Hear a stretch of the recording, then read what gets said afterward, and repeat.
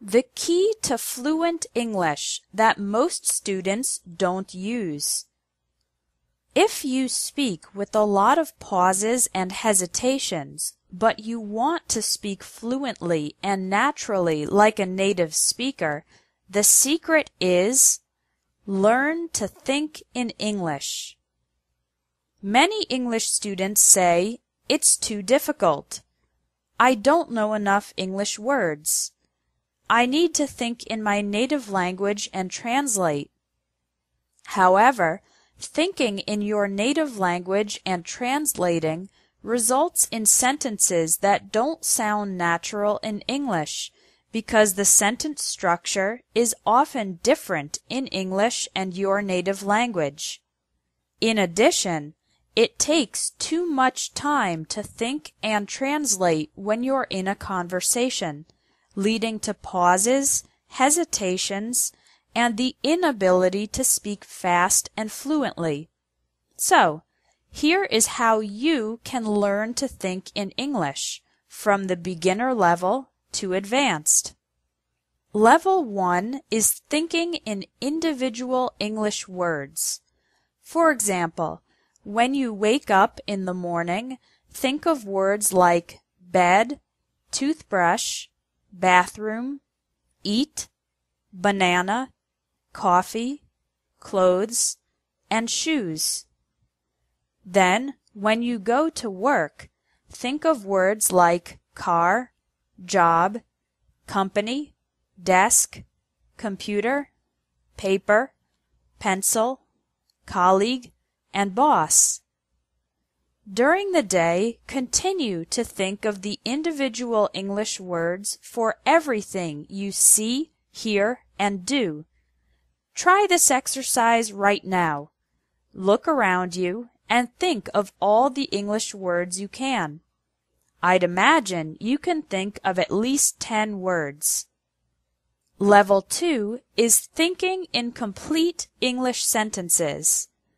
On this level, you think in complete phrases and sentences during the day.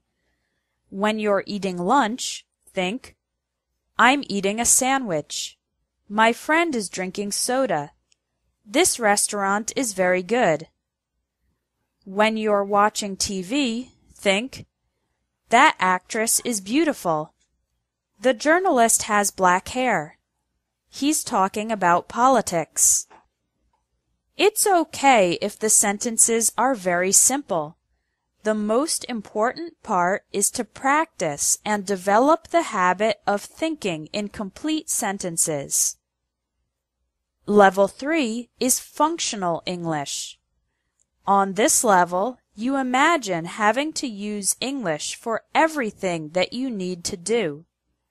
After every time you speak in your native language, think of how you would say that in English. For example, how would you buy a train ticket or order a drink in an English-speaking country? "A round-trip ticket to Central Station, please. Could I have a lemonade with no sugar?" This helps develop your English for real-life situations, even though you are only thinking and not speaking.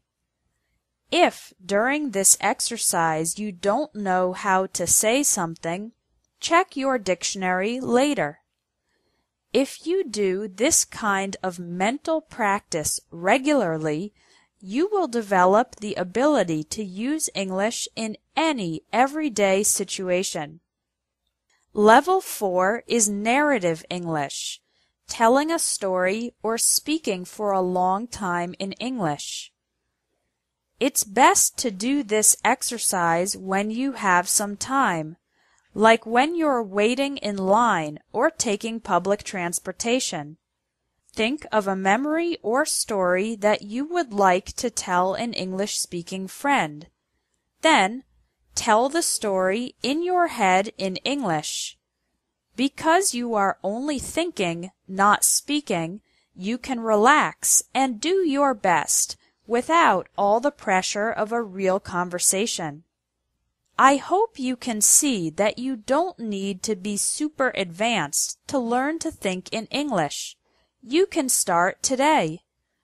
Try one of the 4 levels this week: thinking in individual words, complete sentences, functional English, or narrative English. Thinking in English is the biggest tip for increasing your fluency because it makes you more confident and helps you speak more easily without hesitation. The next lesson is about correcting your English errors. You'll learn 5 of the most common English errors, and I'll explain how to fix them.